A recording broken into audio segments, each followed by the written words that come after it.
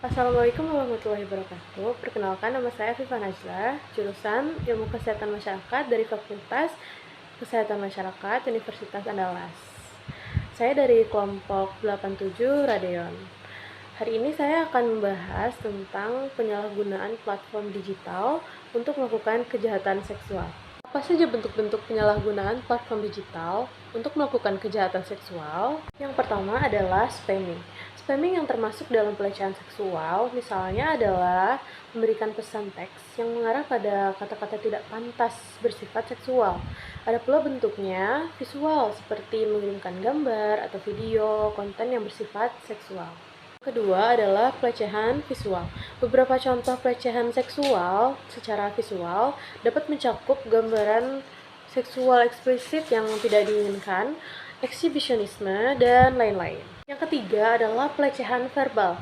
Pelecehan seksual non-fisik yang dilakukan dengan mengucapkan kata-kata bernuansa seksual yang tidak patut dan mengarah kepada seksualitas dengan tujuan merendahkan dan mempermalukan seseorang. Salah satu pelecehan verbal yang sering kita temui di kehidupan sehari-hari itu adalah catcalling. Nah, apa sih catcalling itu? Catcalling adalah suatu tindakan yang dimaksudkan untuk menggoda lawan jenis.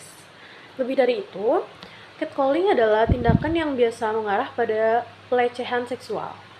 Salah satu contohnya adalah bersiul untuk menggoda lawan jenis yang melintas, atau memberikan kata-kata yang tidak senonoh. Sebelum istilah catcalling mencuat seperti sekarang ini, banyak orang yang mungkin tidak menyadari bahwa tindakan tersebut sebenarnya memiliki dampak negatif.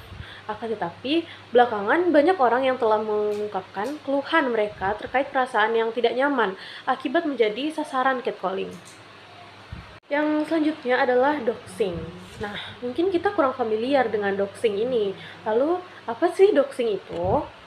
Doxing adalah sebuah tindakan berbasis internet untuk meneliti dan menyebarluaskan informasi pribadi secara publik terhadap seseorang individu atau bisa juga organisasi. Doxing dapat dilakukan karena beberapa alasan, termasuk menimbulkan bahaya, pelecehan, penghinaan dunia maya, pungutan liar, paksaan, analisis bisnis, membantu penegak hukum atau vigilante, versi keadilan. Doxing sering digunakan untuk melakukan penguntitan atau stalking, bahkan informasi tersebut dirilis dalam konteks yang akan menyebabkan orang yang berakal sehat takut akan hidupnya.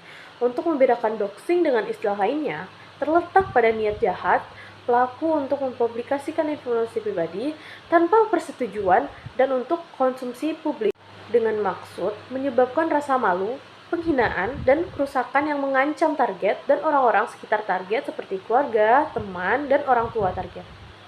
Sekarang kita sudah tahu apa saja bentuk-bentuk dari penyalahgunaan platform digital untuk melakukan kejahatan seksual. Nah, sekarang faktor-faktor yang mendorong seseorang dalam penyalahgunaan platform digital ya, untuk melakukan kejahatan seksual itu apa aja sih? Yang pertama ada hawa nafsu ya pastinya. Hasrat seks yang tidak bisa disalurkan dapat menyebabkan pelecehan seksual.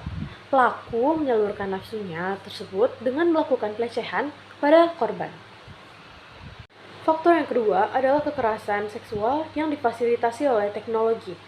Dalam kasus ini, pelaku melakukan kekerasan seksual terhadap orang lain melalui internet secara real time.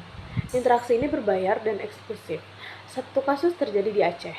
Sekumpulan pelajar dijebak oleh jaringan pelaku untuk mengirimkan gambar telanjang mereka melalui media sosial, kemudian dieksploitasi secara seksual lewat internet dan dipaksa melacur di dunia nyata. Kemudian, di Bojonegoro, seorang guru memotret para korban dalam keadaan telanjang lalu menjualnya di internet. Ia kemudian juga memaksa para korban untuk melakukan kegiatan seks baik di internet maupun tatap muka. Faktor selanjutnya adalah kebiasaan menonton konten porno. Penyebab terjadinya pelecehan seksual dapat berhubungan dengan kebiasaan mengonsumsi konten porno. Misal, sering membaca atau menonton konten-konten porno. Hal ini memicu adanya fantasi seksual dan apabila tidak disalurkan dengan baik, maka bisa saja berujung pada pelecehan seksual. Faktor terakhir adalah sistem patriarki di masyarakat yang sangat kuat. Penyebab terjadinya pelecehan seksual tidak lepas dari sistem patriarki dalam masyarakat yang masih sangat kuat. Seringkali budaya patriarki juga mewajarkan tindakan pelecehan seksual ini dan justru menuduh korban atau victim blaming.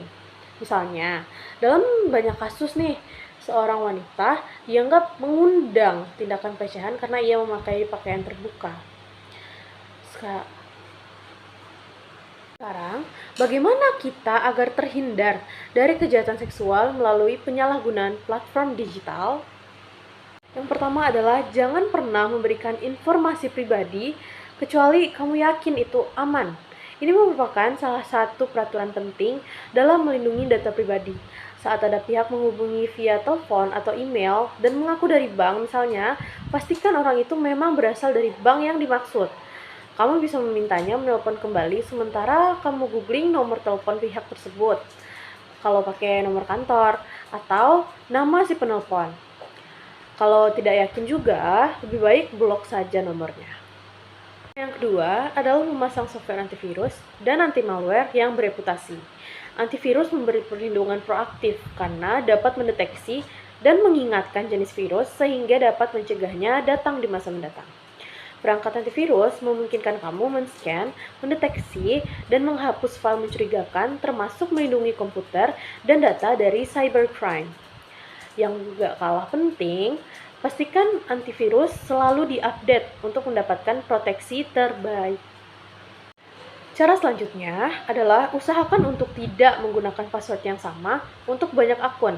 Kebiasaan menggunakan password yang sama supaya nggak lupa nih, justru akan mempermudah penjahat cyber untuk melakukan pengambilan beberapa akun secara bersamaan. Penggunaan kombinasi password yang mudah ditebak juga sangat tidak dianjurkan. Contohnya nama anak, atau hewan peliharaan, tanggal lahir, alamat, dan informasi publik serupa yang mudah ditebak hanya dengan melihat profil Facebook kamu atau melalui pencarian di Google. Cara selanjutnya adalah ganti password secara berkala. Sangat dianjurkan untuk melakukan penggantian password secara periodik. Para profesional IT merekomendasikan penggantian password setiap 30, 60, atau 90 hari, tergantung passwordnya digunakan di akun apa. Seberapa sering kamu menggunakan akun itu, dan kekuatan password. Aktifkan autentikasi 2 faktor. Kini banyak sistem dan media sosial menyediakan faktor 2FA, yakni mengaktifkan autentikasi 2 faktor melalui verifikasi SMS atau pesan di WhatsApp. Namun, jangan pernah berikan PIN atau kode one-time password yang dikirim ke nomor ponsel kepada orang lain, siapapun dia. Sekarang kita sudah tahu apa saja bentuk-bentuk dari penyalahgunaan media sosial atau platform digital untuk melakukan kejahatan seksual, faktor-faktornya, dan cara menghindari hal tersebut. Nah, semoga kita bisa terhindar dari apapun bentuk kejahatan seksual dan semoga sistem patriarki di masyarakat kita menghilang. Demikian video dari saya. Wassalamualaikum warahmatullahi wabarakatuh.